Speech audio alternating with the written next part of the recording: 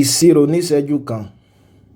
Tàbí ṣùgbọ́n nínú àwọn ìṣirò tó mọ́ ń roni lójú láti ṣe tàbí tó mọ́ ń ní àwọn èèyàn lára láti ṣe làwọn èyí tó bá ní 9 nínú, pàápàá jùlọ tó bá jásán 9.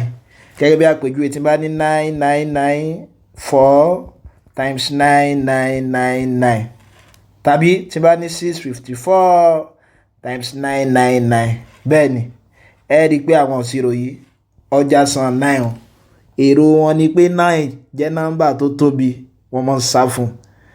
Ẹ̀wẹ̀, ẹ lè ṣerú àwọn ìṣirò yìí o, bóyá eléyìí ni tàbẹ́lẹ̀ kejì lágbárí yín láì lo ẹ̀rọ ìṣirò.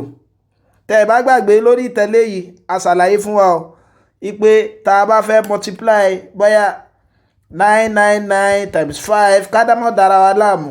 Òun náà ni pé ká mú 9 alákọ̀ọ́kọ́ yìí ká fi multiply 5 yóò jẹ́ 45. 9 tó kù lẹ́hùn ká kàn gbé wọn sí láàrin. So ti ọba wọn. Bó wá ní tí bá fẹ́ ṣe àwọn ìṣirò méjèèjì iwájú yìí lágbárí mi láì jẹ́ pé mo lo ẹ̀rọ ìṣirò. Ìtí mo ṣe náà ni pé kí ni o? 999 àkọ́kọ́ yìí kí n yọ 1 kúrò ńbẹ̀. Ẹ pé tí n bá yọ 1 kúrò ńbẹ̀ kí ni ó kù? 99993 àbí? N kọ́kọ́ kọ síwájú bá wọn. Màmá á yọ àwọn ìyókù tó jẹ́ sí yẹn, ìmọ̀ á yọ kó nu àsán 9 kejì yẹn. Yóò máa jẹ́ 9 minus 9 0, 9 minus 9 0, 9 minus 9 0, 9 minus 9 0, 9 minus 3 6. Ọ̀yà eléyìí náà ńkọ́ màá kọ́kọ́ yọ 1 kó nu eléyìí yóò kù 653. Ọ̀yà màmá á yọ 653 yìí kó nínú àsán 9 yẹn.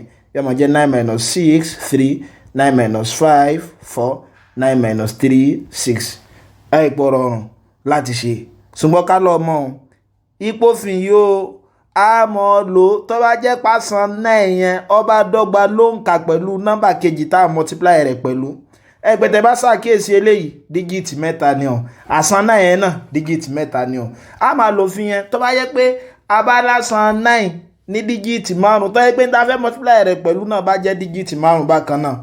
Nínú ẹ̀kọ́ tó ń bọ̀ máa ṣàlàyé bóyá tá a bá ní àsán 9 tó dínkù tàbí tó lé sí nọ́mbà kejì tí wọ́n fún wa pé ká fi multiply rẹ̀.